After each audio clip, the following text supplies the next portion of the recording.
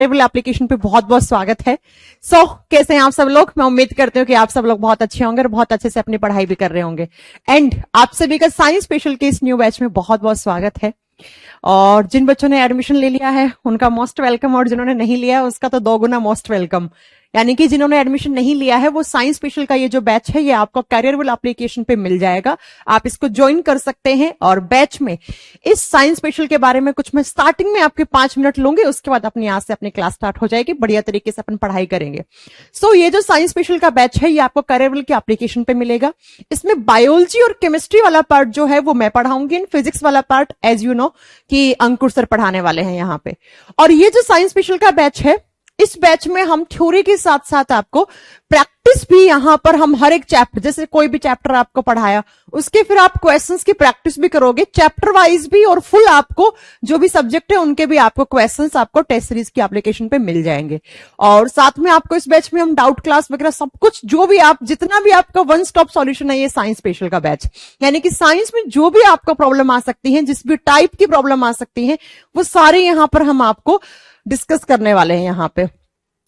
जब बात करेंगे कि मैम कैसे कैसे क्लासेस चलेंगी, क्योंकि मुझे पता है, हाँ भाई सभी को गुड इवनिंग, सभी को गुड इवनिंग। बहुत बढ़िया तरीके से राकेश आ चुके हैं, पंकज आ चुके हैं, उर्मिला आ चुकी है, राहुल कुमार आ चुके हैं। तो बहुत सारे बच्चों के कमेंट मुझे स्क्रीन पे दिख रहे हैं, नहीं दिख रहे हैं उनको भी मेरी तरफ से good evening and welcome to Careerwill application. और हाँ, मैं बात बता दूं इसमें कि मेरी जो क्लासेस है वो इवनिंग में चलने वाली है। बाकी आपका एक सब्जेक्ट है वो आपका मॉर्निंग में हो जाएगा, वो आपका फिजिक्स या जो भी आपको केमिस्ट्री भी मेरे को पढ़ाना होगा। तो हाँ, बायोलॉजी और केमिस्ट्री राहुल जी बिल्कुल मैं दोनों सब्जेक्ट में ही पढ़ाने वाली हूँ यहाँ पर। आपको ये सारी तो मैंने इंट्रोडक्शन वाली वीडियो में भी डाल रखा होगा, वहां पर देख लीजिएगा। बायोलॉजी अभी पढ़ रहे हैं हम, नेक्स्ट वीक से अपनी केमिस्ट्री की क्लासेस भी स्टार्ट हो जाएंगी और फिजिक्स भी आपका चलेगा ही। अब बात करते हैं कि मैम ये जो बैच है वो कौन कौन से एग्जाम के लिए जरूरी है। यानी कि बहुत सारे बच्चों के यही डाउट आ रहे हैं। आप सभी लोग सबसे पहले मुझे कमेंट करके ये बताइए कि आप किस एग्जामिनेशन के लिए प्रिपेयर कर रहे हैं, है ना। जो मुझे पता लग जाएगा ना कि किस टाइप के बच्चे हैं, तो थोड़ा सा मुझे भी ये पता लग जाएगा कि इस बैच का किस तरीके का लेवल रखना है, किस तरीके के क्वेश्चंस मेरे को क्लास में ज्यादा डिस्कस करने हैं। जैसे अगर इसमें स्टेट पीसेस के बच्चे ज्यादा आए तो स्टेट पीसेस टाइप के क्वेश्चंस मैं डिस्कस करूंगी आपसे क्लास में, है ना। तो एक बार आप सभी लोग कमेंट करके मुझे ये बता दीजिएगा प्लीज कि आप किस एग्जाम की तैयारी कर रहे हैं, यानी कि किस एग्जाम को टारगेट करते हुए आपने ये साइंस स्पेशल का बैच ज्वाइन किया है। यहां पे मैं कमेंट देख पा रही हूँ एसएससी, उसके बाद है मैम एनडीए के एग्जाम के लिए, वेरी गुड। उसके बाद है मैम बीपीएससी, हाँ जी बिल्कुल बीपीएससी के लिए बिल्कुल हो जाएगा। मुझे मालूम है कि बहुत सारे बच्चे ने यहाँ पे बीपीएससी की साइंस पढ़ने के लिए बैच लिया होगा। बच्चों आप ना चाहे कोई पुलिस की तैयारी कर रहे हो, चाहे एमपी पुलिस की, यूपी पुलिस की या दिल्ली पुलिस की, या आप इसके साथ अगर आप पटवारी वगैरह एग्जाम की तैयारी कर रहे हो, आप रेलवे के एग्जाम की तैयारी कर रहे हो, आप टीचिंग के एग्जाम की तैयारी कर रहे हो, साथ में अगर आप कोई स्टेट पीसीएस के एग्जाम की तैयारी कर रहे हो, तो उसमें जितना भी सारा साइंस का जो पार्ट आता है वो सारा हम इस बैच में कवर करने वाले हैं। तो बिल्कुल आप विश्वास रखिएगा कि बहुत ही जीरो लेवल से हीरो तक एकदम, कि जो एकदम बेसिक से जो साइंस होती है और जो एकदम एनडीए सीडीएस स्टेट पीसीएस के एग्जाम में जो साइंस आती है ना, वो पूरा अपन यहाँ पे कवर करने वाले हैं। आइए फिर स्टार्ट करते हैं अपनी आज की क्लास। आज की क्लास जो है वो बायोलॉजी की क्लास है। देखो बच्चों, जब भी आप किसी भी एग्जाम की तैयारी करते हैं तो आप सबसे पहले सिलेबस तो देखते होंगे ना कि क्या क्या सिलेबस है। और सिलेबस जब आप देखते हैं तो उसमें जीएस वाले पार्ट में आपको क्या मिलता होगा, जनरल साइंस मिलती होगी, है ना। जो जनरल स्टडी का पार्ट है उसमें लिखा हुआ होता है साइंस, यानी कि आपको यहां पे साइंस पढ़नी है। जब साइंस में बात करते हैं तो साइंस में 3 मेजर सब्जेक्ट आपको पढ़ने होते हैं। नंबर 1 पे बायोलॉजी, जिसको हम हिंदी में जीव विज्ञान कहते हैं।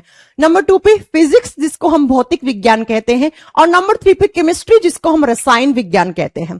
तो जनरल साइंस जिस भी एग्जाम के लिए आप तैयारी कर रहे हो उसमें आपको ये 3 मेजरली पढ़ना पड़ता है। हाँ, कुछ एग्जामिनेशन ऐसे हैं जिसमें ईवीएस इकोलॉजी से भी क्वेश्चंस बन जाते हैं, वो मैं बता दूंगी आपको कि किस टाइप से आपको कैसे क्या पढ़ना है। वो सारी बातें मैं आपसे डिस्कस कर लूंगी क्लास के बाद में, ठीक है बच्चों। अब इस जनरल साइंस की जो ब्रांच है बायोलॉजी, हम इसको पढ़ने वाले हैं आज की क्लास में। बायोलॉजी जिसको हम हिंदी में जीव विज्ञान कहते हैं। सबसे पहले आज और नेक्स्ट क्लास में मैं आपका कोई भी चैप्टर स्टार्ट नहीं करने वाली हूं। अब आप कहोगे मैं बिना चैप्टर स्टार्ट किए अब 2 घंटे क्या करोगे 2 क्लास में। बच्चों सबसे पहले मैं हर क्लास में 2 घंटे मैं आपको यही बताती हूं कि बायोलॉजी होता क्या है, यानी कि कहां से ये टर्म आया, इसका मीनिंग क्या है।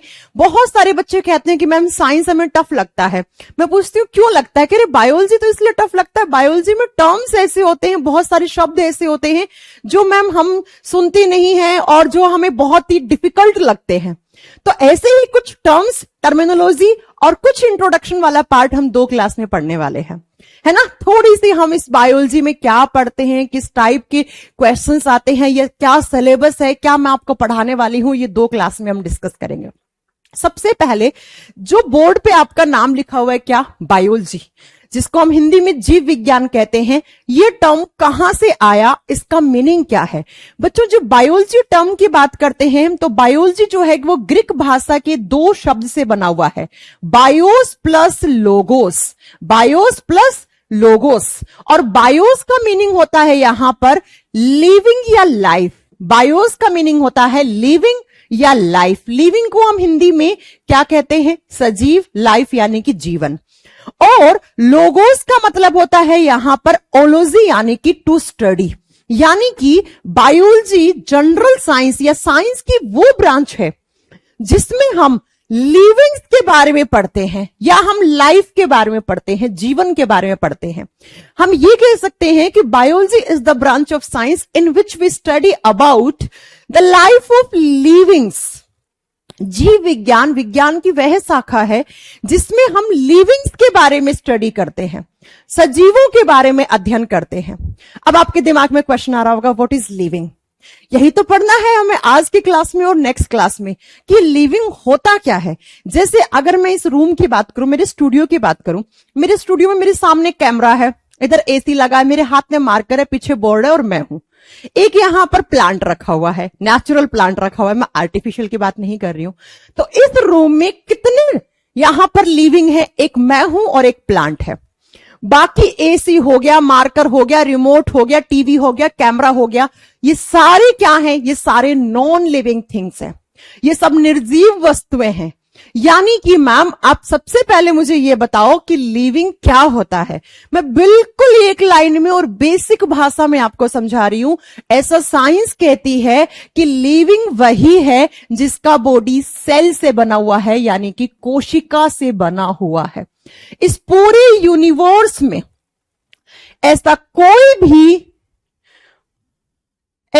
भी स्ट्रक्चर जो सेल से बना हुआ है यानी कोशिका से बना हुआ है, उसी को हम क्या कहते हैं, उसी को हम लिविंग कहते हैं।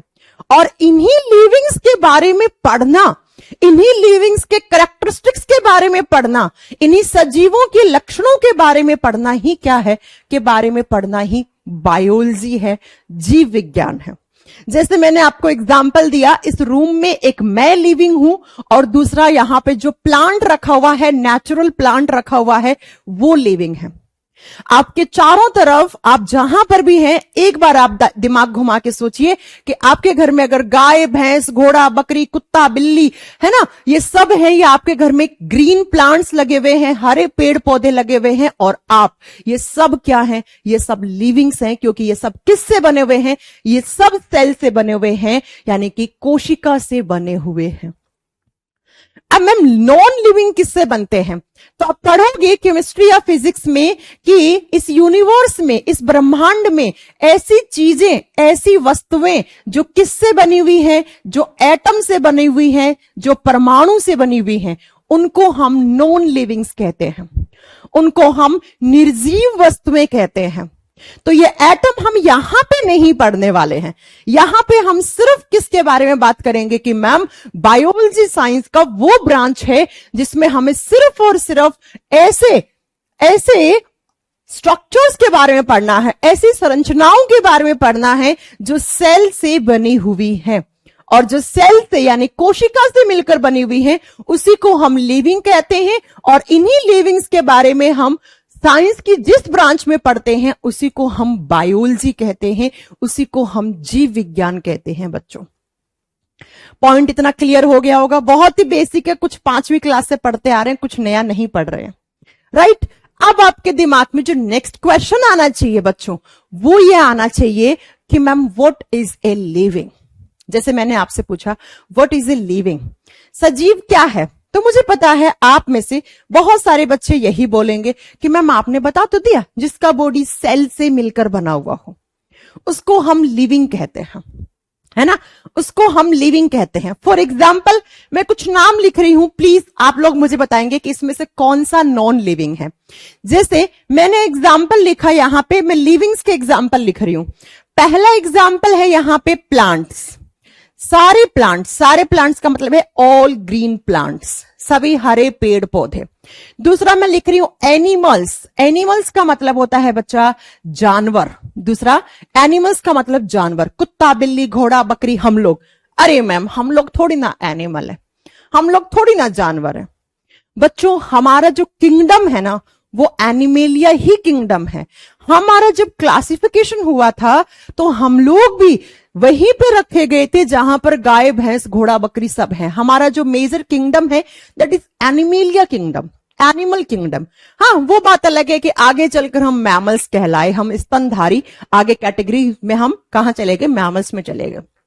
तो जब जब मैं एनिमल्स आपको लिखूं बोर्ड पे तो आप ये बात समझने की कोशिश करना कि भैया यहीं पर ह्यूमन बींग्स, ह्यूमंस भी इंक्लूडेड हैं, यानी कि मनुष्य प्रजाति भी यहां पर शामिल है। ठीक है बच्चों, इसके साथ नेक्स्ट मैं लिख रही हूं एग्जाम्पल में बैक्टीरिया, और हिंदी में जिनको हम बोलते हैं जीवाणु। क्या मैम बैक्टीरिया भी लिविंग होते हैं?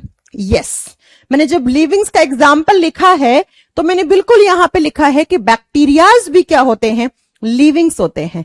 अब मैं नेक्स्ट आपके सामने एग्जाम्पल लिख रही हूं एल्गी, एल्गी जिनको हम शैवाल कहते हैं, क्या ये भी लिविंग होते हैं? बिल्कुल लिविंग होते हैं।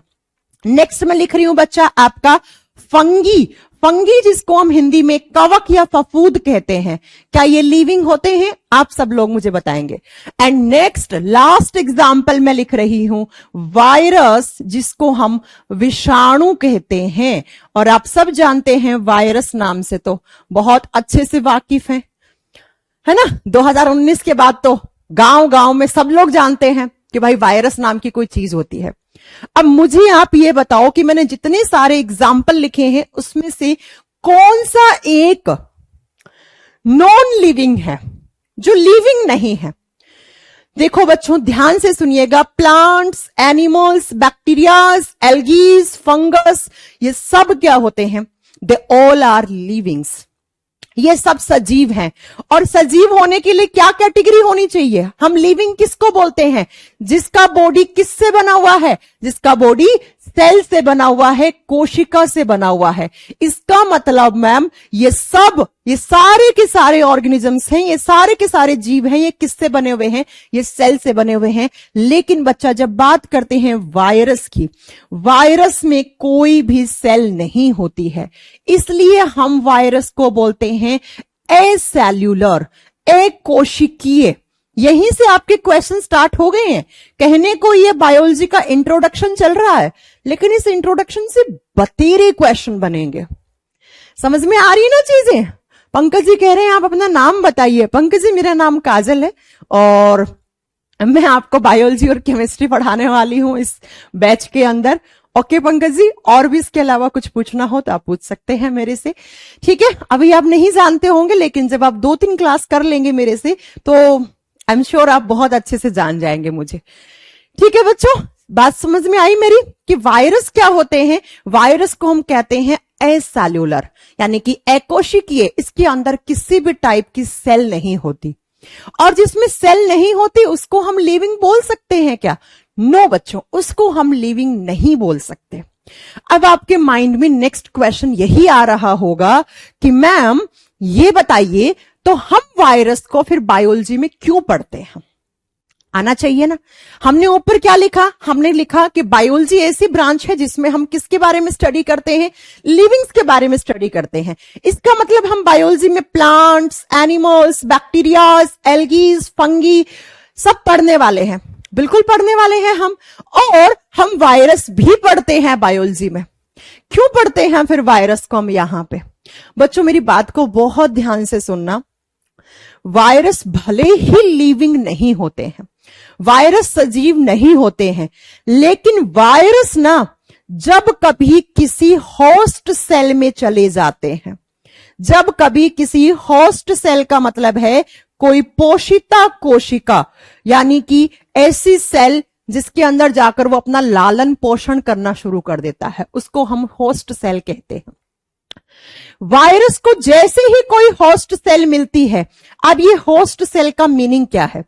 ये बॉडी है, ये एक लिविंग बॉडी है। ये किसी प्लांट की हो सकती है, ये किसी बैक्टीरिया की हो सकती है, ये हमारी हो सकती है, ये गाय भैंस घोड़ा बकरी किसी का भी बॉडी हो सकता है, किसी का भी शरीर हो सकता है। और उसके शरीर में जाकर और उसका शरीर इस वायरस के लिए होस्ट सेल कहलाएगा। समझ गए मेरी बात? जैसे कोरोना अगर मेरे बॉडी में आ गया तो मेरा बॉडी कोरोना वायरस के लिए क्या है? एक होस्ट सेल की तरह काम कर रहा है। मेरी सेल्स होस्ट सेल की तरह काम कर रही हैं। किसके लिए? कोरोना वायरस के लिए। तो बच्चों, वायरस जब बाहर था तो वो एसेल्युलर था, यानी कि वो नॉन लिविंग था, मतलब इसमें सेल नहीं थी। और जिसमें सेल नहीं होती उसको हम क्या बोलते हैं? उसी को तो हम नॉन लिविंग कहते हैं, उसी को तो हम निर्जीव कहते हैं। लेकिन बच्चों, जैसे ही वायरस को कोई बैक्टीरिया, कोई गाय भैंस घोड़ा बकरी जानवर, हम लोगों का किसी का भी बॉडी मिल गया, किसी का भी शरीर मिल गया, और उसके अंदर जाकर वो किसकी तरह बिहेव करना शुरू कर देता है? वो लिविंग्स की तरह, वो सजीव की तरह बिहेव करना शुरू कर देता है। यानी कि मैम आप ये कह रही हैं कि वायरस को हम नॉन लिविंग्स और लिविंग्स दोनों की तरह बिहेव करते हुए देखते हैं। बिल्कुल हाँ बच्चों, इसीलिए हमें वायरस बायोलॉजी में पढ़ना पड़ेगा। क्यों पढ़ना पड़ेगा? क्योंकि वायरस जैसे ही किसी होस्ट सेल में जाता है तो वो वहां पर लिविंग बॉडी की तरह बिहेव करना शुरू कर देता है। वो वहां पे सजीव की तरह काम करना शुरू कर देता है। यानी कि जैसे हम लोगों की बॉडी के अंदर जितनी भी रिएक्शंस होती हैं, जो भी हमारे बॉडी में वाइटल रिएक्शंस होती हैं, जो जैविक क्रियाएं होती हैं, वो सब वायरस भी करना शुरू कर देता है। इसीलिए वायरस खतरनाक माने गए हैं। ठीक है, इसका मतलब मैम आप ये पढ़ा रही हो कि हमें ये सब बायोलॉजी में पढ़ना है? हाँ जी बिल्कुल। क्यों? क्योंकि ये सब क्या है? लिविंग्स। और लिविंग्स के बारे में स्टडी करना है तो क्या कहलाता है? बायोलॉजी कहलाता है, जीव विज्ञान कहलाता है।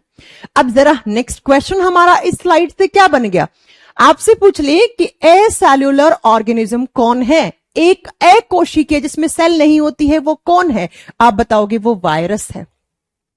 पहला क्वेश्चन, वायरस जिस सेल के अंदर जाके इन्फेक्शन करता है, जहां पे अपना घर बना लेता है, जहां पे रहता है, उस सेल को हम क्या कहते हैं? उसको पोषिता, उसको होस्ट सेल कहा जाता है। और बच्चों, नेक्स्ट जो क्वेश्चन बनेगा वो ये बनेगा बच्चा, आप खुद सोचिए कि वायरस जब तक इस होस्ट सेल में नहीं आया था तो ये किसकी तरह काम कर रहा था? ये नॉन लिविंग की भांति काम कर रहा था। बिल्कुल मैम, ये एक निर्जीव की तरह काम कर रहा था। और जैसे ही इसको होस्ट सेल मिली, उसके बाद ये किसके जैसे काम करना शुरू कर गया? ये लिविंग की तरह, ये सजीव की भांति काम करना शुरू कर दिया। तो क्या मैं ये कह सकती हूं वायरस में नॉन लिविंग और लिविंग दोनों के कैरेक्टरिस्टिक्स पाए जाते हैं?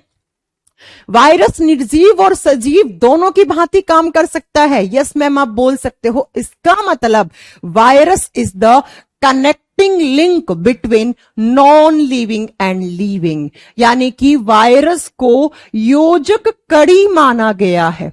योजक कड़ी का मतलब है दोनों को आपस में कनेक्ट करने वाली। किसको किससे? नॉन लिविंग को लिविंग से।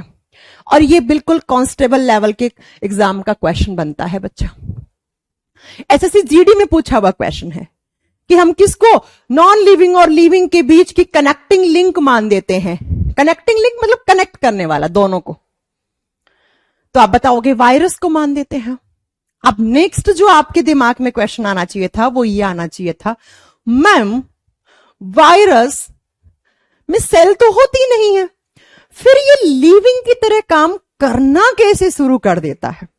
जैसे आपने सुना होगा कि कोरोना वायरस आया, आके फेफड़ों में इन्फेक्शन किया, और फेफड़ों में आके वो अपनी बहुत सारी फोटोकॉपी तैयार कर रहा था, है ना? सुना है ना आपने कि आज इतना इन्फेक्शन कर दिया फेफड़ों में, 10 दिन बाद इतना, 1 महीने बाद तो पूरा फेफड़ा डैमेज होने वाला है ना? बिल्कुल ऑक्सीजन लेवल डिक्रीज होने वाला है, अब तो ऑक्सीजन सिलेंडर चाहिए यार। सुना होगा आप लोगों ने बहुत सारी चीजें ना, कोविड के समय हम सब ने देखा, ये बड़ा खतरनाक समय ना। सो बात यह आती है बच्चों कि वायरस लिविंग की तरह किसके मतलब क्यों काम करना शुरू कर देते हैं, ऐसा क्या होता है वायरस में। यानी कि आपको मैं एक लाइन में बताऊं तो कोरोना वायरस था, बिल्कुल था, उसने इतनी तबाही, यानी कि कोरोना वायरस नहीं, सारे वायरस, आपने सोचा होगा हर साल नया वायरस आता है। अरे अभी देखो जीका वायरस चल रहा है, कितना चल रहा है, उससे पहले नीपा वायरस चल रहा था, उससे पहले बर्ड फ्लू वाला वायरस चल रहा था। हर साल कोई ना कोई नया वायरस या कोई पुराना ही वायरस वापस से आ जाता है। अभी आप देख रहे होंगे चाइना में फिर से एक नया वायरस। बिल्कुल डरने की जरूरत है कि जिस तरीके से चाइना ने कोविड के बारे में इतना बचा के रखा था, उसके बाद अचानक से ये वेपन की तरह निकल के आया, वैसे ही एक नया वायरस अभी चाइना में बहुत घूम रहा है।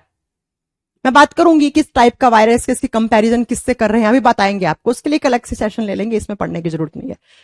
तो मैंने कहा वायरस में ऐसा क्या होता है कि वो लिविंग की तरह या इतना आतंक मचाते हैं वायरस, है ना। तो वायरस में क्या होता है बच्चों, जरा ध्यान से सुनिएगा, ये सारा इंट्रोडक्शन का पार्ट है, ये बेसिक है, और ये आपका जब तक क्लियर नहीं होगा मैं कोई चैप्टर नहीं स्टार्ट करने वाली हूं, क्योंकि मैं आपको चैप्टर पढ़ा रही होंगी सेल वाला, तो वहां पे आप मेरे से ये उम्मीद मत करना कि मैं आपको ये बताऊंगी कि किसमें सेल होती है किसमें नहीं होती है।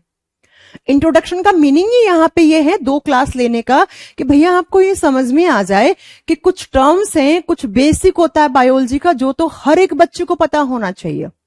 अगर आप साइंस पढ़ रहे हैं, आगे चैप्टर पढ़ रहे हैं, समझ रहे हैं आप, तो ये बेसिक में, इसीलिए मैं चाहती तो अभी मैं एक नया चैप्टर स्टार्ट कर सकती थी आपका, लेकिन नहीं, मैंने आपको कहा ना, आपको एक ही बार साइंस पढ़ना है, बार बार नहीं पढ़ना है, आपको नहीं पढ़ना है, फिर आपके छोटे भाई बहन पढ़ेंगे साइंस, है ना।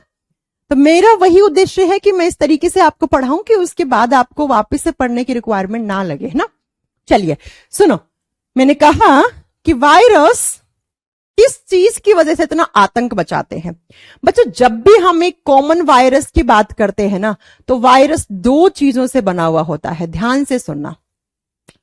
वायरस का ये ऊपर वाला, ये वाला जो स्ट्रक्चर है, इसको बोलते हैं वायरस का कवरिंग, कोट, वायरस का कोट या कवरिंग, और ये बना हुआ होता है प्रोटीन का, है ना। आपने कोरोना वायरस की स्ट्रक्चर देखी होगी, तो आपने देखा होगा कोरोना वायरस क्राउन जैसा लगता है, उस पे ऐसे कीले लगी हुई होती हैं, और ये कीले प्रोटीन की बनी हुई होती हैं, ऐसा आपने सुना होगा ना, जब कोविड बहुत ज्यादा पीक पे था तब। तो ये प्रोटीन का बना हुआ होता है, और वायरस के अंदर की तरफ यहां पे क्या होता है, तो यहां पे होता है वायरस का जेनेटिक मटेरियल। जेनेटिक मटेरियल को हम हिंदी में कहते हैं आनुवांशिक पदार्थ। मैं किस क्वेश्चन का आंसर कर रही हूं आपका, मैं इस क्वेश्चन का आंसर कर रही हूं कि ये वायरस इतना आतंक क्यों मचाते हैं भैया, ऐसा क्या होता है कि ये बॉडी में आके लिविंग की तरह बिहेव करना शुरू कर देते हैं। कुछ तो होगा ना इनमें स्पेशल। आपने कभी नहीं सुना कि कोई बैक्टीरिया इतना आतंक मचा रहा है ना, कि पूरा लॉकडाउन जैसी स्थिति आ गई ना, समझ रहे हो आप। तो वायरस के अंदर की तरफ क्या होता है, उसका जेनेटिक मटेरियल होता है, उसका आनुवांशिक पदार्थ होता है। और बच्चों ये जो आनुवांशिक पदार्थ है ना, इसी की वजह से ही वायरस इतना आतंक मचाते हैं, इसी की वजह से ही वायरस हमारे बॉडी में आके इन्फेक्शन कर देते हैं, संक्रमित कर देते हैं हमारे शरीर को। इसी की वजह से वायरस हमारी बॉडी में आकर इतना सारा प्रॉब्लम कर देते हैं। अब ये जेनेटिक मटेरियल या तो होगा उसका डीएनए या होगा उसका आरएनए।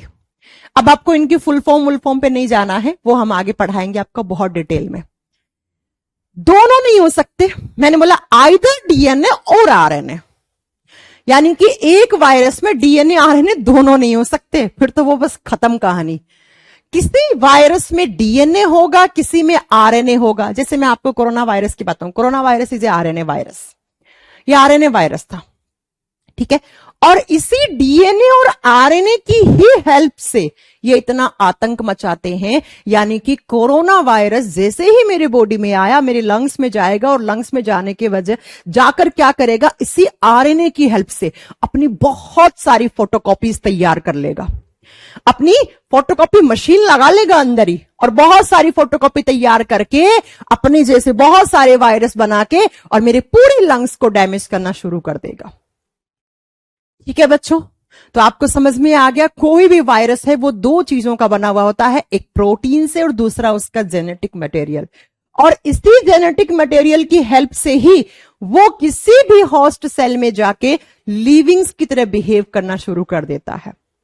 इसी की तरह, इसी के वहां जाएगा, उस सेल में खाना खाएगा, अपना घर बसा लेगा, वहां पे रिप्रोडक्शन यानी कि अपनी फोटोकॉपी तैयार करना लग जाएगा। और यही सब तो हमारे अंदर होता है, लिविंग्स का कैरेक्टर होता है, हमारे भांति ये काम करना शुरू कर गया। तो इन्हीं डीएनए और आरएनए की वजह से ही वो वायरस इतना आतंक मचाते हैं, ठीक है। और इस प्रोटीन की हेल्प से एंटर करते हैं हमारी सेल्स में, इसकी हेल्प से एंटर करते हैं हमारी सेल्स में। ओके बच्चों, समझ में आ गई मेरी बात?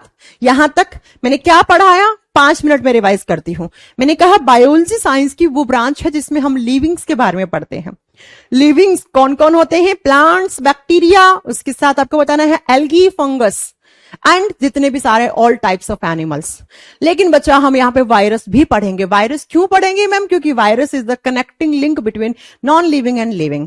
जो विषाणु होते हैं वो निर्जीव और सजीव के बीच का योजक कड़ी माने गए हैं, यानी कि जब तक वो होस्ट सेल में नहीं रहते हैं वो नॉन लिविंग होते हैं, होस्ट सेल में जाते ही वो अपने जेनेटिक मटेरियल की हेल्प से लिविंग्स की तरह काम करना शुरू कर देते हैं। लेकिन वायरस में किसी भी टाइप की कोई सेल नहीं होती है, और जो सेल नहीं है इसीलिए हम वायरस को एसेल्युलर कहते हैं, अकोशिकीय कहते हैं। पहला पॉइंट आप सबको समझ में आ गया बायोलॉजी के इंट्रोडक्शन से।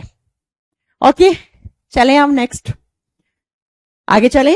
किसी को भी कोई डाउट हो तो प्लीज आप क्लास के लास्ट में, जैसे पंकज जी बहुत देर से बोल रहे हैं क्वेश्चन, पंकज जी हम आपको बताएंगे ये चीज।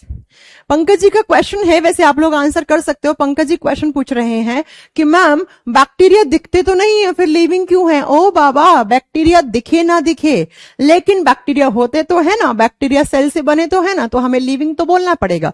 दिखते क्यों नहीं है bacteria? Because bacterias are micro organisms.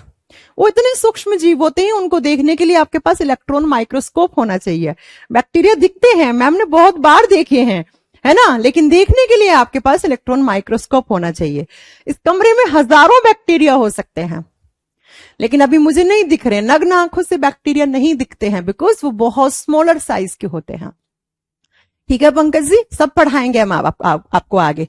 चलिए, तो मैंने कहा लिविंग वही है, पहला कैरेक्टर लिख दूं लिविंग्स का। लिविंग्स यानी कि लिविंग बॉडी किससे बना हुआ होना चाहिए? सेल से। एनसीईआरटी में लिखा हुआ है कि लिविंग वही है जिसका जो बॉडी है वो सेल ऑर्गेनाइजेशन लेवल से होना चाहिए, यानी कि कोशिकीय संगठन होना चाहिए उसमें सेल और सेल से बने हुए सारे प्रोडक्ट्स होने चाहिए। ऐसा एनसीईआरटी कहती है कि लिविंग वही है। हम क्या पढ़ रहे हैं? लिविंग्स के कैरेक्टरिस्टिक्स, सजीवों के लक्षण क्या हैं। ये मार्कर नॉन लिविंग है, मैं लिविंग हूं, तो मेरे और इस मार्कर के बीच में जो डिफरेंस है ना, वही लिविंग्स के कैरेक्टरिस्टिक्स हैं। मैं इस मार्कर से कैसे डिफरेंट हूं? क्योंकि मेरे बॉडी में सेल्यूलर ऑर्गेनाइजेशन है, यानी कि कोशिकीय संगठन है। अब कोशिकीय संगठन का मतलब क्या है, उसे सुनने की कोशिश करो।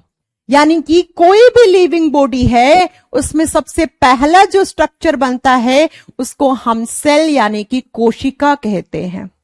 कोई भी लिविंग बॉडी बनाना है तो उसमें जो सबसे फर्स्ट वाली स्ट्रक्चर बनेगी, जो पहली प्रथम संरचना बनती है, उसको हम सेल कहते हैं। आप, मैं, गाय, भैंस, घोड़ा, बकरी, जानवर सब सेल से बने हुए हैं। एक सेल बन गया ऐसे, फॉर एग्जाम्पल इस तरीके से एक सेल बन गया। अब ये जो एक सेल है ना, इसमें एक बायोलॉजिकल प्रोसेस होता है, इसमें एक जैविक प्रक्रिया होता है जिसको हम सेल डिवीजन कहते हैं। ये सेल क्या करती है? अपने आप को डिवाइड करती है ऐसे, और डिवाइड करके 1 से 2, फिर इससे भी डिवीजन से बनेगी, इसके डिवीजन से ही बनेगी, और ऐसे करके करके कोशिका विभाजन की हेल्प से इस तरीके से बहुत सारी सेल्स का ग्रुप बन जाता है। बहुत सारी सेल्स का इस तरीके से एक समूह बन गया, एक ग्रुप बन गया, और यही ग्रुप ऑफ सेल्स क्या कहलाता है? टिश्यू कहलाता है, उत्तक कहलाता है। यानी कि मैम सबसे पहला सेल बना और सेल के अंदर एक बायोलॉजिकल प्रोसेस हुआ, एक जैविक प्रक्रिया हुई, जिससे एक सेल से अनेकों सेल्स बन गई। और ये जो डिफरेंट सेल्स हैं, ये जो बहुत सारी सेल्स हैं, ये आपस में आके जुड़ गई, यानी कि इनका एक ग्रुप बन गया और इसी ग्रुप को हम टिश्यू कहते हैं, इसी को हम उत्तक कहते हैं।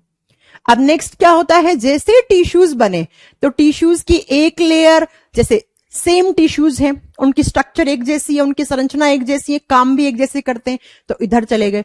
फिर दूसरे टाइप के टिश्यूज हैं, उनकी स्ट्रक्चर अलग है, काम अलग है, वो यहां, फिर तीसरे यहां पर। तो ऐसे टिश्यूज की बहुत सारी लेयर बन जाती है, तो हम कहते हैं टिश्यू सिस्टम जनरेट हो गया। उत्तकों का एक तंत्र बन गया है, एक टिश्यू सिस्टम बन गया है, एक उत्तक तंत्र बन गया है। और ये टिश्यूज जो हैं वो आगे चलकर धीरे धीरे धीरे क्या बनाना शुरू कर देते हैं, ये ऑर्गन्स बनाना शुरू कर देते हैं, ये अंग बनाना शुरू कर देते हैं।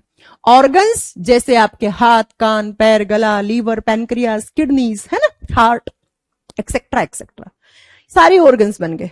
अब सारे ऑर्गन बन गए हैं, तो ऐसे ऑर्गन्स जिनमें एक जैसा काम होता है, जिनका एक जैसा ही काम है, लगभग वो एक जैसा काम करते हैं, उनको हम एक अलग सिस्टम में डिवाइड कर देते हैं।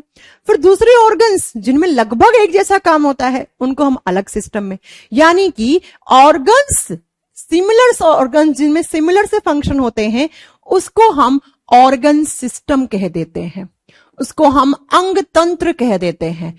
और ये ऑर्गन सिस्टम जब बन गए, जैसे आपने सुना होगा डाइजेस्टिव सिस्टम होता है, सर्कुलेटरी सिस्टम होता है, रेस्पिरेटरी सिस्टम होता है, स्केलेटल सिस्टम होता है, मस्कुलर सिस्टम होता है, रिप्रोडक्टिव सिस्टम होता है ना। इतने सारे जब सिस्टम जुड़ जाते हैं तो यहां पर एक बॉडी बनेगा। सिर्फ बॉडी नहीं, कैसा बॉडी बच्चों, लिविंग बॉडी, सजीव शरीर। अब बॉडी तो इस मार्कर का भी है ना, बॉडी तो इस कैमरे का भी है ना, लेकिन यहां पे जो बॉडी बन रहा है वो कौन सा, वो लिविंग बॉडी बन रहा है। और मैंने कहा था लिविंग वही है जो किससे बने, सेल से बने, है ना। तो मैम एनसीईआरटी में लिखा हुआ है कि किसी को भी लिविंग बोलने से सबसे पहले ये चेक कर लो कि उसका जो बॉडी का लेवल है वो सेलुलर ऑर्गेनाइजेशन लेवल है, यानी कि सेल और सेल से बने हुए प्रोडक्ट से बना हुआ है। यस, आप देख लीजिए, सबसे पहले यहां पे सेल बनी, सेल से क्या बना, टिश्यूज, टिश्यू से टिश्यू सिस्टम, टिश्यू सिस्टम से ऑर्गन्स, ऑर्गन से ऑर्गन सिस्टम, और ऑर्गन सिस्टम से एक लिविंग बॉडी बन गया। अब ये लिविंग बॉडी किसी बैक्टीरिया का हो सकता है, किसी एल्गी यानी शैवाल का, किसी प्लांट का हो सकता है, या हमारा हो सकता है ना। वायरस का तो नहीं होगा।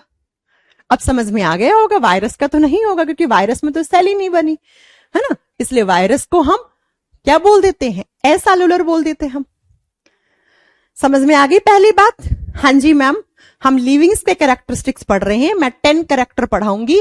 अब बच्चों खुद से देख लो, क्या इस मार्कर में टिश्यू है, क्या इस मार्कर में सेल है, क्या इस मार्कर में ऑर्गन्स हैं, नहीं है ना। मेरे में बिल्कुल, मेरा बॉडी सेल से बना हुआ है, मेरे बॉडी में बहुत सारे टाइप के टिश्यूज हैं, जैसे बोन्स हो गई, जैसे एक टाइप के टिश्यू होते हैं जिनको हम बोलते हैं आपके वस्कुलर टिश्यू, ऐसे ही बहुत सारे टाइप के अलग अलग टिश्यूज होते हैं, आप आगे पढ़ोगे, है ना। और एपिथेलियल टिश्यू, बहुत सारे टाइप के टिश्यूज होते हैं, और ये टिश्यू जुड़ के ऑर्गन है, मेरे बहुत सारे ऑर्गन्स हैं, है ना। कुछ इंटरनल हैं जो दिख नहीं रहे हैं, कुछ एक्सटर्नल हैं जो दिख रहे हैं, है ना। और फिर एक लिविंग बॉडी बन गया मेरा। ठीक है बच्चों, तो लिविंग्स के एग्जाम्पल में वापस से रिपीट नहीं करूंगी, मैं कर चुकी हूं लास्ट स्लाइड पे। पॉइंट क्लियर हो गया, चलो मैम हो गया। अब दूसरा सुनो, साइंस क्या कहती है, आपकी एनसीईआरटी क्या कहती है। मैं नहीं, मैं सिर्फ आपको एनसीईआरटी पढ़ाऊंगी और कुछ नहीं, एनसीईआरटी ही पूरी साइंस का सार है। समझ में आ गया मैम कि लिविंग वही है जिसके बॉडी में सेल हो। ओके, मैंने भी मान लिया कि आपको समझ में आ गया। दूसरा क्वेश्चन जो मैं आपसे पूछना चाह रही हूं, मुझे बता दीजिए जरा, सेल के अंदर क्या होता है। हाँ जी, सेल के अंदर क्या होता है, आप मुझे बताएंगे, कौन बच्चा बताएगा। अगर कोई आपसे पूछ ले कि भैया सेल के अंदर होता क्या है, मैंने सेल पढ़ लिया, cell is the basic unit of life, सब लोग किताबों में लिखी हुई चीज है। कोशिका शरीर की मूलभूत इकाई होती है, यानी कि सेल से ही, मैंने तो पूरा समझा दिया भैया, सेल को हम बेसिक यूनिट क्यों कहते हैं। अब मुझे आप ये बताओ सेल के अंदर क्या होता है, क्या होना चाहिए सेल के अंदर। तो बच्चों जब भी कोई आपसे पूछे कि सेल के अंदर क्या होता है तो आपको बताना है प्रोटोप्लाज्म होता है, जीव द्रव्य होता है, जीव द्रव्य होता है। ओके, पॉइंट समझ में आया। और साइंस कहती है लिविंग वही है जिसकी सेल्स में क्या हो, प्रोटोप्लाज्म हो, जीव द्रव्य हो। अब क्वेश्चन आ गया भैया, व्हाट इज प्रोटोप्लाज्म। एनडीए के एग्जाम का क्वेश्चन है, समझ रहे हैं आप, एनडीए के एग्जाम का क्वेश्चन। मैं आपको हर क्लास में बताऊंगी, हर चैप्टर में आपको बताऊंगी कि किस टाइप के क्वेश्चंस कौन से एग्जाम में आते हैं। पता तो लगे ना कि बीपीएससी में कैसा साइंस आता है और कांस्टेबल के एग्जाम में कैसा साइंस आता है। तभी तो आप डिफरेंस क्रिएट कर पाओगे ना कि हमें क्या पढ़ना है और हमें क्या नहीं पढ़ना है, क्या टीचर ने पढ़ाया क्या नहीं पढ़ाया, तभी तो मालूम चलेगा ना। चलो देखिए प्रोटोप्लाज्म क्या होता है। अब एनडीए पूछेगा तो इतना आसान तो पूछेगा नहीं, है ना, कि प्रोटोप्लाज्म क्या होता है, कुछ घुमा के तो पूछेगा। चलिए जरा ध्यान से सुनना कि प्रोटोप्लाज्म क्या होता है बच्चा, क्योंकि यहां से 4-5 क्वेश्चन बनेंगे, फिर मत कहना कि इंट्रोडक्शन ही चल रहा है पंकज जी। पंकज जी बहुत परेशान है, काहे को इतना परेशान हो रहे हो, 2 क्लास मांग रही हूं आपसे, 2 से 3 क्लास दो, उसके बाद सब समझ में आएगा। उसके बाद ना आए तो आप मुझसे शिकायत कीजिएगा कि मैम कुछ समझ नहीं आ रहा है, क्या चल रहा है ना। 2-3 क्लास में तो टीचर की लैंग्वेज, टीचर का बोलने का तरीका, टीचर क्या लिख रहा है, कैसे लिख रहा है, कैसे पढ़ाएगा, ये सब आपको देना चाहिए टीचर को, ठीक है। और मैं कोई आज से नहीं पढ़ा रही हूं बच्चों, है ना। एप्लीकेशन प्लेटफॉर्म नया होगा, नया नहीं है। मैं आपको एक बात बता दूं कि कैरियरवेल जब स्टार्ट हुआ था 2019 में, तब मैंने सबसे पहले साइंस स्पेशल के बैचेस यहां पे पढ़ाए हैं, साइंस एंड जीएस मैंने पढ़ाया है। जब यहां पर जो अभी टीचर्स हैं वो नहीं थे, कुछ और टीचर थे, तब भी मैंने पढ़ाया है। तो मेरे लिए नया प्लेटफॉर्म नहीं है, मेरे लिए रिवाइव हुआ है, वापस से मैंने इस पे बैच बनाया है। लेकिन ये नहीं है कि मैं इस प्लेटफॉर्म पे जुड़ी नहीं हूं। अगर कोई पुराना बच्चा होगा जो कैरियरवेल के जीएस स्पेशल 1, 2, 3, साइंस स्पेशल 1, 2, 3 में पढ़ा होगा, वो पक्का मुझे जानता होगा, है ना, समझ रहे हैं आप। ठीक है बच्चा, अब बाकी इन सब से आप लोगों को कोई मतलब नहीं, आपको सिर्फ टीचर से मतलब होना चाहिए कि टीचर क्या पढ़ा रहा है, कैसा पढ़ा रहा है, एग्जाम में आ रहा है कि नहीं आ रहा है। एग्जाम में क्वेश्चंस आ रहे हैं तो मेरे से बन रहे हैं कि नहीं बन रहे हैं भैया। बहुत सारे बच्चे बहुत सारे बैचेस पढ़ लेते हैं, खूब अच्छा पढ़ाया टीचर ने, खूब अच्छा मैम हमने पढ़ा, लेकिन एग्जाम में क्वेश्चंस नहीं बन पाए। वही तो नहीं करना है अपन को, है ना। चलो प्रोटोप्लाज्म क्या होता है वो सुनो। कोई भी सेल है, मैं किसी टाइप की सेल की बात नहीं कर रही हूं, ठीक है, कि किसकी सेल है क्या है, मैंने बस ये बोला कोई सेल है। फॉर एग्जाम्पल ये सेल है, इस सेल के चारों तरफ एक मेम्ब्रेन लगी हुई होती है इस तरीके से। मेम्ब्रेन का मीनिंग होता है झिल्ली, इस तरीके से झिल्ली लगी हुई होती है। और इस झिल्ली को, इस मेम्ब्रेन को हम कहते हैं सेल मेम्ब्रेन। इसको हम क्या बोलते हैं, सेल मेम्ब्रेन बोलते हैं, कोशिका झिल्ली बोलते हैं। जो सेल्स होती हैं उन सेल्स के चारों तरफ एक मेम्ब्रेन लगी हुई होती है, एक झिल्ली लगी हुई होती है, उसको सेल मेम्ब्रेन या प्लाज्मा मेम्ब्रेन या प्लाज्मा लेमा भी बोलते हैं आप इसको। आगे हम पढ़ेंगे बहुत डिटेल में, ठीक है। इस सेल मेम्ब्रेन के अंदर जो भी पार्ट है उस सारे को एक साथ मिला के हम प्रोटोप्लाज्म कहते हैं, उसको हम जीव द्रव्य कहते हैं। मैंने यही तो क्वेश्चन पूछा था, व्हाट इज प्रोटोप्लाज्म, प्रोटोप्लाज्म क्या होता है। तो आज के बाद कोई आपसे पूछ ले तो आपको बताना है जो सेल्स होती हैं उनके चारों तरफ जो मेम्ब्रेन लगा हुआ होता है, उस मेम्ब्रेन के अंदर की तरफ जितना भी पार्ट है, मुझे नहीं मतलब कोई भी पार्ट हो सकता है, उसको हम क्या बोलते हैं, उसको हम प्रोटोप्लाज्म कहते हैं, उसको हम जीव द्रव्य कहते हैं, ठीक है। अब क्या क्या पार्ट होता है वो सुन लीजिए। आपने सुना होगा सेल के सेंटर में न्यूक्लियस होता है, हांजी मैम न्यूक्लियस होता है, और न्यूक्लियस के अंदर भी एक लिक्विड भरा हुआ होता है, उसको हम न्यूक्लियोप्लाज्म कहते हैं। नहीं सुना होगा तो सारी बातें सुन लो अभी, ठीक है। सेल के सेंटर में क्या होता है, इसको हम न्यूक्लियस कहते हैं, इसको हम केंद्रक कहते हैं। अब जब आप एटम पढ़ोगे तो पढ़ोगे एटम के सेंटर में भी न्यूक्लियस होता है, वो न्यूक्लियस अलग है, सेल के सेंटर में भी न्यूक्लियस होता है, ये अलग है, ठीक है बच्चा, हो गया। अब इस न्यूक्लियस के चारों तरफ भी एक मेम्ब्रेन रहती है इस तरीके से, और इस मेम्ब्रेन को हम बोलते हैं न्यूक्लियर मेम्ब्रेन। भाई सिंपल सी बात है, जो सेल के चारों तरफ मेम्ब्रेन है उसको सेल मेम्ब्रेन, और जो न्यूक्लियस के चारों तरफ है उसको हम क्या बोलते हैं, न्यूक्लियर मेम्ब्रेन। इसको हम केंद्रक झिल्ली, यानी कि जो केंद्रक के चारों तरफ है उसको केंद्रक झिल्ली कह देंगे, ठीक है। और इस न्यूक्लियस के अंदर एक लिक्विड रहता है, इस लिक्विड को हम न्यूक्लियोप्लाज्म कहते हैं, जिसके अंदर बहुत सारी चीजें होती हैं। न्यूक्लियोप्लाज्म, जिसको हम केंद्रक द्रव्य कहते हैं, वो द्रव्य जो न्यूक्लियस के अंदर है उसको न्यूक्लियोप्लाज्म। प्लाज्म, वो थोड़ा सा ये एक्स्ट्रा पेन चल गया, प्लाज्म, प्लाज्म का मतलब है लिक्विड, ठीक है। अब बच्चों बहुत ध्यान से सुनना मेरा नेक्स्ट सेंटेंस, क्या कि इस सेल मेम्ब्रेन और इस न्यूक्लियर मेम्ब्रेन के बीच में भी एक लिक्विड रहता है, लेकिन ये लिक्विड गाढ़ा होता है, थिक होता है। बताऊं कैसा होता है? आपने बचपन में जेली जेली टॉफी खाई है? हाँ जी मैम खाई है। कितने लोगों ने खाई है? सबने खाई होगी ना, बचपन तो सबने जिया होगा। तो वो जो जेली जेली टॉफी थी ना जिसमें गाढ़ा सा लिक्विड था, वैसा लिक्विड यहां पे भरा हुआ है, और इस लिक्विड को हम क्या नाम देते हैं?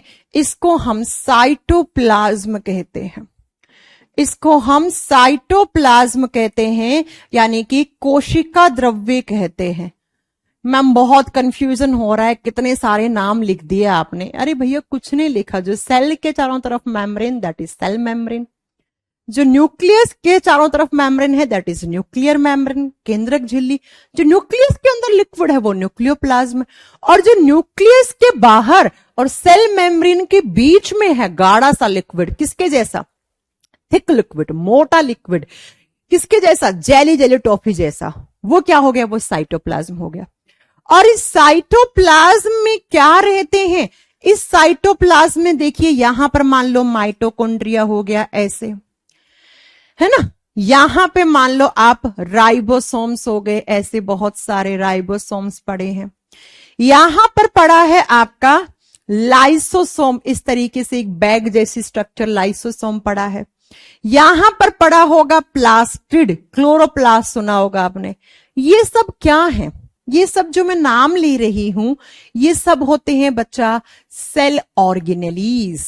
ये सब क्या होते हैं? सेल ऑर्गेनेलीज होते हैं। कोशिकांग, कोशिका के अंग कोशिकांग कहलाते हैं।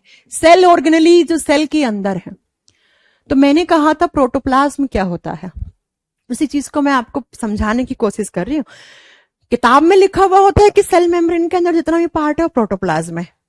अब अगर किताब से समझ में आ जाता तो आप मेरे से क्यों पढ़ते, है ना।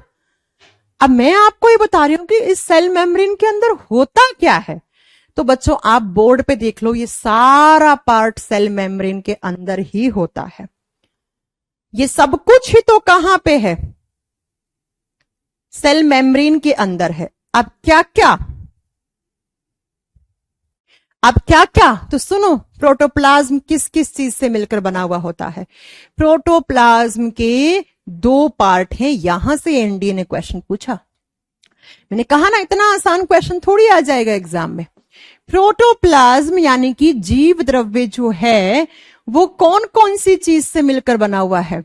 तो प्रोटोप्लाज्म का एक है लिक्विड पार्ट, जो लिक्विड स्टेट में है, जीव द्रव्य का तरल पदार्थ जो लिक्विड पार्ट है, जो लिक्विड स्टेट में है। और दूसरा जो सॉलिड पार्ट है, यानी कि जो ठोस अवस्था में है, ठोस अवस्था में है जो, और इन दोनों से ही बना हुआ है प्रोटोप्लाज्म। अब लिक्विड कहां कहां है? मैम ये साइटोप्लाज्म भी तो लिक्विड है, ये न्यूक्लियस के अंदर प्लाज्म है ये भी तो लिक्विड है, ये भी तो क्या है? अरे बाबा, अरे बाबा, न्यूक्लियस के अंदर है वो भी तो क्या है?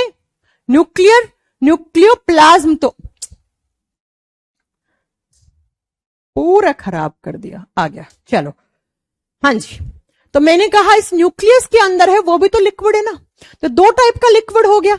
तो हम ये लिख सकते हैं कि प्रोटोप्लाज्म दो लिक्विड से कौन कौन सा? Cytoplasm plus nucleoplasm.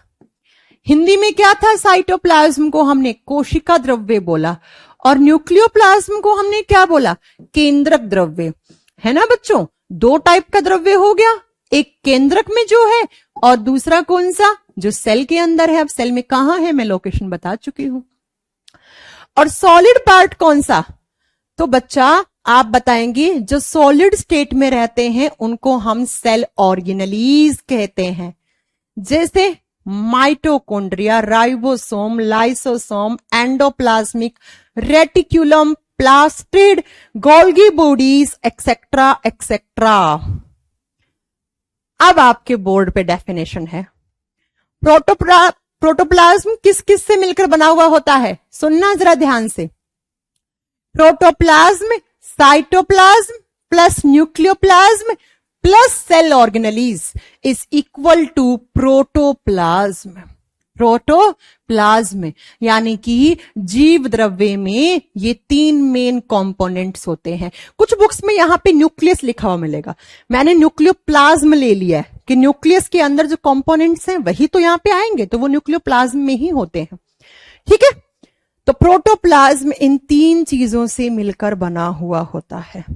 अब आप में से कौन मुझे बच्चा ये बताएगा कि अगर हमसे पूछ ले प्रोटोप्लाज्म के लिक्विड पार्ट्स का क्या क्या नाम होता है, और अगर कोई आपसे क्वेश्चन पूछ ले कि प्रोटोप्लाज्म के सॉलिड पार्ट को हम क्या बोलते हैं, तो आपका आंसर क्या क्या होगा बोर्ड से।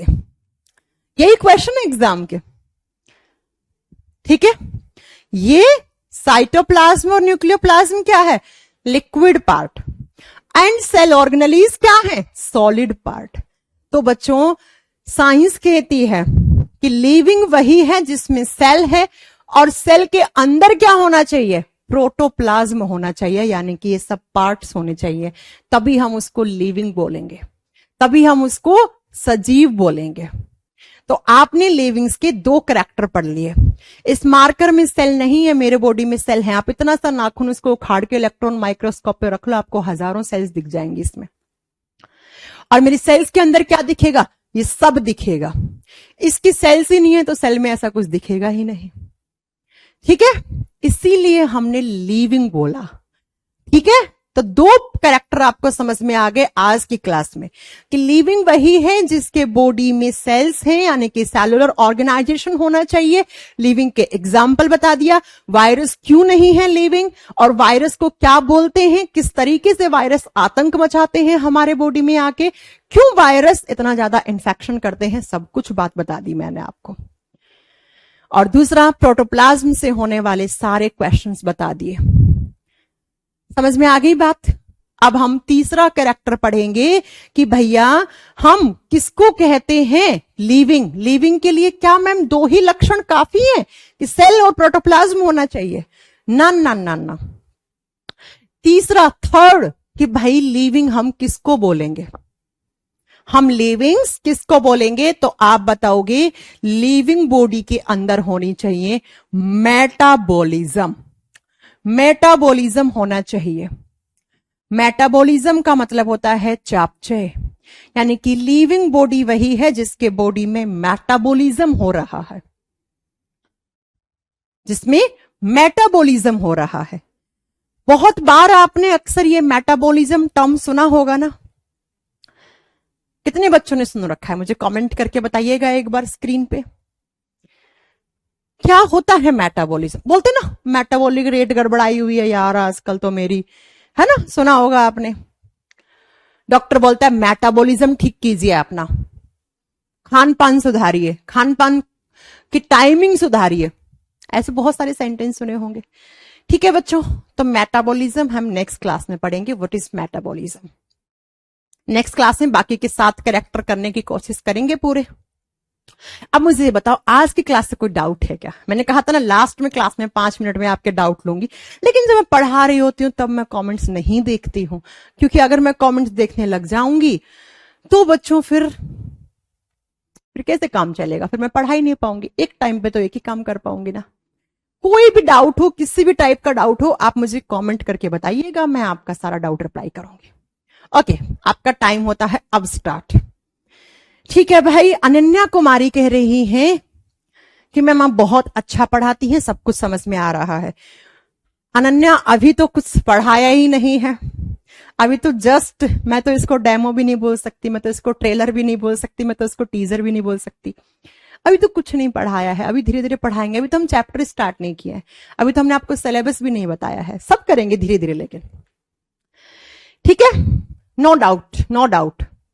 डाउट हो जैसे ही आप नोट्स बनाओ, देखो मैं तो आपको नोट्स दूंगी, लेकिन मैंने कहा ना, अगेन फिर वही पॉइंट आ जाता है कि आप एक ही बार साइंस पढ़ना चाहते हो तो एक बार तो नोट्स आपको भी बनाने पड़ेंगे बच्चा, क्योंकि आपका ये जो ब्रेन है ना, ये लिखी हुई चीजों को बहुत जल्दी कैप्चर करता है, सुनने के बजाय। लिखी हुई चीज जो आप अपने हैंड रिटन नोट्स बनाएंगे ना बच्चा, उसका कोई जवाब नहीं है।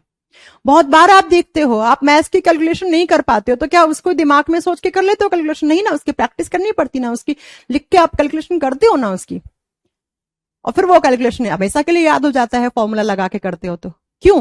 कि लिखी हुई चीजें लिख रहे हो, ब्रेन ज्यादा एक्टिव है, जल्दी कैप्चर करेगा उस चीज को। इसलिए प्लीज एक बार नोट्स मेरे कहने से आप बना लो, कोई भी प्रॉब्लम, नोट सब कुछ बोर्ड पे लिख रही हूं मैं, आपको कहीं भी प्रॉब्लम नहीं होना चाहिए किसी भी टाइप का। बाकी मैं तो नोट्स दूंगी, वो तो आप सेकेंडरी मान के चलना उसको, ठीक है। मैं उम्मीद करती हूं कि आपको इस क्लास का पढ़ाई हुआ बहुत अच्छे से समझ में आया होगा। नहीं आया होगा तो भी कोई बात नहीं, आ जाएगा धीरे धीरे, आप मेरे पे छोड़ दीजिए, आ जाएगा धीरे धीरे। आज की क्लास यहीं तक है, नेक्स्ट क्लास हम आपसे स्टार्ट करेंगे, नेक्स्ट क्लास में आपसे मिलते हैं। And thank you so much जिन बच्चों ने अभी तक बैच परचेज नहीं किया है, जो यूट्यूब वगैरह पे क्लासेस देख रहे हैं, तो आप कैरियरविल का एप्लीकेशन डाउनलोड करके वहां से साइंस स्पेशल का जो न्यू बैच है वो आप ज्वाइन कर सकते हैं। साइंस सब्जेक्ट स्पेशल की कैटेगरी में आपको मिल जाएगा। बहुत सारे बच्चों को ये लगता है कि मैम कैसे बैच ज्वाइन करें, तो यहाँ पे एक हेल्पलाइन नंबर दिया हुआ है, इसमें ऊपर ही ऊपर सबसे ऊपर, तो उस हेल्पलाइन नंबर पे फोन करके भी आप ज्वाइन कर सकते हैं। अदरवाइज कैरियरविल की एप्लीकेशन डाउनलोड करके आप लॉग इन करेंगे तो वहां पे सब्जेक्ट स्पेशल की कैटेगरी होगी, वहां पे आपको साइंस स्पेशल का बैच शो हो जाएगा या न्यू कैटेगरी में हो जाएगा, आप वहां से बैच को ज्वाइन कर सकते हैं। हाँ, ये बैच सिर्फ और सिर्फ आपको कैरियरविल एप्लीकेशन पे ही मिलेगा। थैंक यू सो मच इस क्लास को ज्वाइन करने के लिए। मिलते हैं आपसे नेक्स्ट